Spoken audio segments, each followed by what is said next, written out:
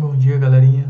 Então, pessoal, a gente vai aqui trabalhar agora, preparei essa aula para vocês, direcionando aí, né, a vertente da literatura que a gente já está estudando, que é o Barroco, tá? Só que a gente está falando do Barroco mais em contexto histórico, então a gente vai entrar um pouquinho agora na parte artística do Barroco. Por quê? Porque a parte artística do Barroco foi o que representou, além dos livros de história, além dos livros de literatura, a arquitetura, a escultura, as artes plásticas de um modo geral, elas representam, elas mostram essa arte viva, mesmo que extinta, mas ainda mostra essa arte viva. Então, hoje a gente consegue encontrar várias cidades ainda onde há a representatividade dessa arte barroca. Por exemplo, em Olinda, no Pernambuco, em Ouro Preto, Minas Gerais, né? Então, cidades coloniais, certo? Cidades coloniais que sofreram esse grande impacto do ouro, tá bom? Então, a gente vai falar hoje em relação aqui ao Barroco, a gente vai entrar na vertente da escultura e a gente vai falar de um dos principais artistas que representou tão bem, né, esse período da arte aí aqui no Brasil, tá bom? Então a gente vai falar aqui de Antônio Francisco Lisboa, mais conhecido, acho que vocês já ouviram falar, né, pelo nome de Aleijadinho, beleza? Então, quando a gente vai falar sobre Aleijadinho, esse grande representante aí da arte da escultura, né, da arte barroca de um modo geral, o Aleijadinho, ele, dentro de um contexto geral, eu vou dar uma primícia aqui, falar brevemente sobre ele, depois a gente vai entrando tópico a tópico, slide por slide, falando um pouquinho mais, tá bom? Às vezes alguns pontos a gente vai estar retomando, vai estar revendo. Mas quando a gente fala de Aleijadinho, a gente vai estar falando aí de questões relacionadas muito à genialidade dele, ao preconceito, à doença, né? E ao período em si, que foi o período do Barroco, né? Que teve essa grande ascensão relacionada à religião. Lembra que a gente falou na nossa última aula a questão da retomada lá da Igreja Católica, tentando reconquistar o poder, certo? Então, como estava em ascensão esse tipo de arte, e ele acabou aprendendo, herdando esse conhecimento do seu pai, né? Ele acabou que, a não só aprendendo essa técnica, no caso de escultura, né? Que o seu pai ensinou, mas assim aprimorando, né? Transformando ela numa forma única. A gente vai falar aqui das características da obra barroca, né? Da escultura barroca de Aleijadinho. E uma dificuldade que era encontrado muito, né, em relação às obras que eram produzidas nesse período é que os artistas eles não assinavam suas obras. Então era muito difícil de detectar de quem era essa obra, a quem pertencia a tal obra, né? Então muitas vezes foi constatado como obras de Aleijadinho porque elas eram encomendas feitas, certo? Principalmente encomendas sacras, né, feitas pela igreja.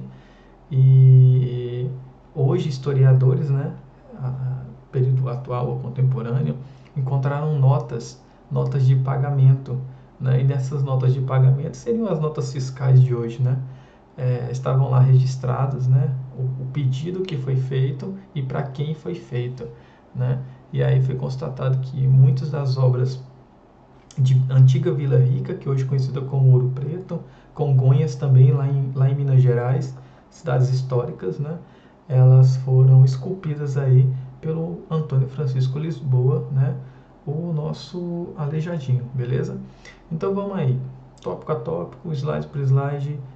Vou ler um pouquinho de alguns slides, vou estar explicando também sobre eles, beleza? Mas espero que vocês entendam. E se tiverem alguma dúvida, por favor, perguntem. Usem lá o nosso grupo de WhatsApp. Então, esse aí é o nosso Aleijadinho, né? Então, se a gente for falar um pouquinho mais sobre ele, a gente já falou aí uma brevidade, né, sobre a vida dele, né? Então, ele vem aí de mãe escrava, de pai construtor, né? motivo qual fez com que ele viesse aprender aí a profissão com o pai, aprimorou tal profissão, né, se tornando único dentro daquilo que ele fazia, certo? Levava o segundo e terceiro nome do pai, cujo nome do pai era Manuel, tá bom? Então, se o nome dele era Antônio Francisco Lisboa, o nome do pai era Manuel Francisco Lisboa, beleza? Quando eu falei para vocês a questão relacionada ao preconceito, era um período em que o trabalho escravo ele era muito preponderante, né? Muito, uma mão de obra ali ainda presente, né? Quando a gente fala lá de Vila Rica, Ouro Preto, né? A exploração dos minérios, quem fazia essa exploração era a mão de obra escrava, certo? Então, ele ainda teve algumas, eu não vou dizer regalias, né? Mas ele conseguiu fugir desse processo aí de escravatura, né? De se tornar um escravo decorrente do seu pai, ok? Porque sua mãe era uma escrava. Então, decorrente disso, e aprender a profissão também o levou dentro de uma outra vertente aí em meio à sociedade. Ganhou fama sim, mas lá no final vocês vão ver que fim levou o nosso Aleijadinho, beleza? Então vamos lá. Então ele nasceu aí em Vila Rica. Se vocês forem pesquisar Vila Rica hoje, atualmente é a cidade de Ouro Preto, lá em Minas Gerais, né? Então a gente vai tentar pesquisar, fazer um levantamento, mas não se sabe muitas coisas sobre a vida dele, certo? Então, porém, de um acordo com a maioria das biografias, ele nasceu em 1738, era filho de uma escrava com um mestre de obras e escultor chamado Manuel Francisco Lisboa. Foi por meio da profissão do pai que Aleijadinho, né, ainda na infância, iniciou sua vida artística, aprendendo a entalhar e esculpir. Seu tio Antônio Francisco Pombal, também entalhador, na cidade também de Vila Rica, Ouro Preto, também contribuiu para o seu aprendizado. Então aí o conhecimento veio de família em relação ao tipo de arte, né, praticada pelo Aleijadinho. Né? Então, quando a gente vai falar um pouquinho mais sobre ele, no século XVIII aí, a gente sabe que as construções religiosas, como eu falei para vocês aí na nossa última aula, né, elas ganhavam mais destaque, né, dentro da região ali de Minas Gerais. E graças principalmente também à relação do ouro, certo? Então as construções ficavam cada vez mais majestosas, né? Então nesse período ali, Aleijadinho ele começou a salientar, né, se como escultor e projetista. Então ele começou a colocar o seu ponto pessoal, né, o seu toque pessoal dentro das obras. Essa questão relacionada muito ao ouro, pessoal, que eu venho falando aí, é porque ali os barões do ouro, né, os grandes senhores ali, eles, pela questão, lógico, também do minério, né, que é rico e abundante, tanto que o nome, né, o antigo nome de Ouro Preto era Vila Rica, certo? Então, pelo grande extrativismo de minérios ali, certo? E aí, os barões ali, eles tinham aquela visão imposta também pela igreja, tá? Imposta pela igreja também, de que eles poderiam sim ali comprar um pedacinho do céu para eles, tá? Então, o que é que eles faziam? Eles pagavam grandes tributos, né, à igreja, ofertas, certo? À igreja, e essa oferta ela era paga em ouro. E na maioria das vezes a igreja convertia esse mesmo ouro, né, para mostrar ali a sua riqueza, para mostrar o seu poder. Beleza? Lógico que uma parte ficava ali para os cusos, mas boa parte ficava para a produção e arquitetônica, né, dentro da própria igreja. Então, quem já foi hoje visitou Ouro Preto, conhece Ouro Preto, ou quer conhecer, quando vocês conhecerem, vocês vão entrar dentro de uma igreja daquelas, vocês vão ver a quantidade de entalhes trabalhados em ouro. Então, na maioria das vezes eram esculturas feitas em madeira e com acabamento em ouro, né? Então, ouro sobre a madeira, né? Frequentemente aí uma obra ou outra acaba desaparecendo, algumas são resgatadas, certo? Até mesmo quando as igrejas são abertas para visitação, que na maioria das vezes elas ficam fechadas, né? Mas quando elas são abertas ali para uma visitação, pessoas acabam raspando o ouro que tem ali nas imagens de santo, né? Nos detalhes, nos entalhes de madeira que tem dentro da igreja. Então a igreja prefere, assim, quando a gente fala da igreja, né, a gente fala do IFAM, né? Que é o que protege ali o patrimônio histórico-cultural. É um órgão governamental. Então ele prefere manter essas igrejas fechadas para preservar a história, certo? Então, um período de muita ascensão. E essa ascensão ela veio justamente dentro do barroco, e esse barroco vinha juntamente com aquele dualismo que eu falei para vocês nas últimas aulas, certo? Então, o homem descobriu que ele era dono de sua própria vida, porém o homem não queria morrer e ir para o inferno. Então, ele acabava ali que praticava o pecado, certo? E tentava se redimir. Quem tinha dinheiro, como esses barões do ouro aí, dos diamantes e tal, eles acabavam que contribuindo generosamente ali para a igreja, né, dando fortunas, né, de, de doações mesmo, né, e essa fortuna ela era convertida para que a igreja utilizasse e mostrasse o poder que ela tinha, certo? Então quando a gente volta lá no quinhentismo, no trovadorismo, lá no período medieval, a igreja tentava mostrar isso de uma outra forma. Ela vinha se impor e mostrar que, como eu disse para vocês, né, a única forma de conseguir-se a salvação, né, ou seja, eu, vocês, lá no período medieval, a igreja vinha a impor algo e aquele era o seu objetivo na vida. Você veio para cumprir aquilo. Se você morresse cumprindo aquilo, você estaria salvo, entendeu? E nos tempos, período, não vou dizer modernos, né, mas a gente vai falar do período medieval, a gente vai falar ali do classicismo, certo? Que veio, e o renascimento, que veio a mostrar ali que o homem ele era dono da sua própria vida, dono do que ele queria, das formas, ele via que ele era um ser pensante, né? Não era apenas aquilo que a igreja falava, não era apenas aquilo que a igreja vinha impor a ele, o que ele deveria ou não fazer.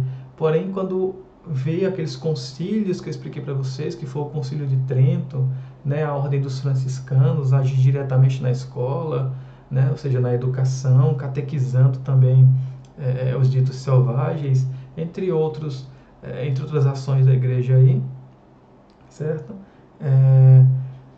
A igreja começou a retomar um pouco desse poder novamente. E aí essa mistura, né, entre ali o Renascimento, o período moderno, né, e o medieval, essa mistura veio a surgir aí o Barroco, beleza? Então o homem barroco ele vivia nessa dúvida, tá? Então ao mesmo tempo que ele cometia o pecado, ele fazia uma doação generosa para a igreja no intuito de fazer o quê? Salvar a sua alma, ok? Eu ajudei a igreja é de Deus, então Deus vai ver o meu lado ali na hora que eu morrer, né? Então esse era o pensamento dele. Tanto que quando eu já visitei 2 vezes já a cidade de Ouro Preto, já entrei também nas igrejas, elas são praticamente museus, né? As famílias mais ricas, elas eram enterradas próximas ao altar da igreja. Então, quando você entra na igreja, você vê aqueles bancos de madeira, os bancos igual a gente vê hoje nas igrejas católicas, né? Aqueles bancos de madeiras gigante, grandão, comprido. E abaixo dos bancos tem alçapões, tem um gancho de ferro e logo abaixo tem um alçapão. E ali tem números, né? E justamente era ali onde as pessoas elas eram enterradas. Então quem agia de forma mais generosa, né, financeiramente falando, era enterrada ali mais próximo ao altar. E quanto mais próximo ao altar a pessoa era enterrada, automaticamente mais próxima a Deus. Beleza? Então essa era a visão aí do homem barroco.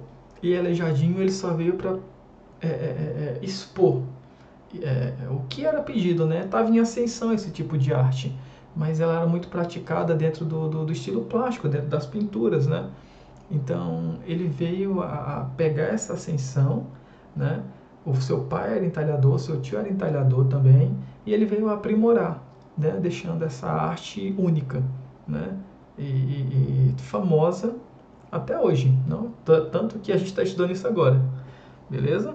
Então vamos continuar aqui, galera. Então os 12 profetas aí é uma de suas obras primas, beleza? A gente consegue ver aqui os 12, vamos ver se a gente consegue contar. 1, 2, 3, 4, 5, 6, 7, 8, 9, 10, 11, 12. Então nós temos aqui os 12 profetas, e essa obra aqui, ela fica na região que a gente chama o Santuário de Bom Jesus de Matozinho, em Congonhas, né? Esse Congonhas aí é Congonhas lá de Minas Gerais, beleza? Então essa é uma de suas obras mais significativas, certo? E ele levou aí, se não me engano, cerca de 20 anos para deixar essa obra dele pronta. Pessoal, como é que ele utilizava, como é que ele fazia isso? Em talhe mesmo, em talhe, a talhadeira, o martelo, ok? Mas o tipo de pedra que era mais utilizado, o tipo de material que ele mais utilizava era a madeira, como eu falei para vocês um pouquinho antes, e a pedra sabão, ok? Porque ela é uma pedra porosa, e por ela ter essa porosidade, fica mais fácil de criar os entalhes nela, ok? Agora, uma leitura rápida aqui, a gente acabou de falar sobre isso, mas sobre as obras mais significativas, os 12 profetas, né, entalhada em pedra sabão, concentra-se no terraço do Santuário do Bom Jesus de Matozinhos, em Congonhas, lá em Minas Gerais também. Outra obra-prima de sua autoria, a Ordem Terceira de São Francisco de Assis, da Penitência, que foi concluída também em 1974, levando aí mais de 20 anos, né, essas obras aí para ficarem prontas, ok? Então, é fácil da gente encontrar. Ah, professor, tem o nome dele assinado, já disse para vocês, o nome não era assinado. Simplesmente é encontrado notas fiscais, notas em que as vias sacras aí, a igreja encomendava esse tipo de arte, e como ele era o mais conhecido, mais famoso por esse tipo de trabalho, acabava sendo contratado, tá bom? Então, consecutivamente, o nome dele estava lá, ele assumiu a autoria dessas obras aí, beleza? Então, quando a gente fala assim, com relação ainda um pouquinho a essas obras, né, em função dos artistas daquela época, né, eles não assinaram, a gente já falou sobre isso, a identificação dessas obras ficou bastante dificultosa. Então, é mais relacionado a esse mesmo, a questão mesmo dos documentos, notas que eram assinadas, tá bom? A gente vai falar um pouquinho das características que o Aleijadinho colocava ali, deixava evidente dentro das suas esculturas. Então, as características, por exemplo, ele gostava muito de utilizar o queixo dividido, né? Então, aquela repartiçãozinha no queixo, um nariz mais proeminente, né? Mais destacado, olhos amendoados, né? Aqueles olhos de amêndoas bem redondinhos, tá? As pupilas planas, tá? E a boca um pouquinho entreaberta, né? Braços curtos também era característica do Aleijadinho, entre outras aí. Mas quando não se encontrava a assinatura, né, eles iam por tais características, beleza? Então o Aleijadinho ele tinha essas características que eu citei aqui agora.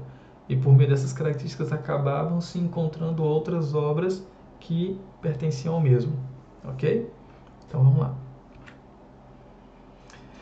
Então, o que aconteceu aí com relação, por que o tema logo de cara, né, chama-se Hanseníase? Porque foi justamente a doença uma doença degenerativa, que na época não se tinha tanto conhecimento, as pessoas não sabiam como lidar. Hoje existe um tratamento, mas em torno ali, como eu coloquei aqui, dos 40 anos de idade, né, pelo não tratamento dessa doença também, o Aleijadinho começou a perder os movimentos aí das extremidades, né? Então mãos e pés. E mesmo pela paixão que ele tinha em relação a continuar o seu trabalho, ele continuava trabalhando, né? E ele pedia para que ajudantes dele amarrassem ali ferramentas nas mãos para que ele conseguisse continuar o trabalho dele, né? Entalhando ali a pedra sabão e a madeira. Né? Então, de tamanho talento, mesmo com a doença, mesmo sem movimento das mãos, ele ainda conseguia trabalhar, ok? Então, em torno dos 40 anos, o artista começa a desenvolver uma doença degenerativa, embora não se saiba com certeza qual a doença que debilitou, né? Muitos historiadores sugerem que tenha sido a hanseníase. Com o passar do tempo, foi perdendo os movimentos dos pés e das mãos. Mesmo sofrendo com as limitações do corpo, continua trabalhando com a ajuda de um discípulo. Aleijadinho pedia que amarrasse as ferramentas em seus punhos para conseguir trabalhar, demonstrando grande paixão, né, pelo seu trabalho. E o preconceito aí, galera, que eu falei para vocês, é a relação aí ao nascimento dele, né? Então, isso aí eu falei lá no primeiro slide também. Então, quando a gente fala de ser negro, vocês veem que a imagem dele, ele é um mestiço, certo? Mas, por ser negro, acabou sofrendo muito preconceito e acabou, de certa forma, em um período aí escravocrata, certo? Vencendo esse preconceito, tendo esse reconhecimento, né? Infelizmente, acabou aí, né, morrendo pobre e doente na própria cidade lá de Ouro Preto, né, no dia 18 de novembro de 1814. Mas sua obra, né, ecoa e perpetua até hoje e para as futuras gerações também que ainda estão por vir. Beleza? Então, sei que estamos em um período de pandemia, mas algum momento, algum dia, se vocês puderem fazer essa visita à cidade de Ouro Preto, é de grande valia. Praticamente é um museu ao céu aberto, tá? Então, galerinha, continua. A gente está falando sobre um autor de grande relevância, um autor que perpetuou, né, que divulgou essa arte que a gente está estudando agora, tá bom? A gente vai falar de outros também, só que no momento a gente fica por aqui, ok? Qualquer dúvida aí sobre o autor, podem perguntar. Qualquer dúvida sobre as aulas anteriores também, vocês podem estar perguntando, ok? Então, um beijo, fiquem com Deus e até a nossa próxima aula. Tchau, tchau.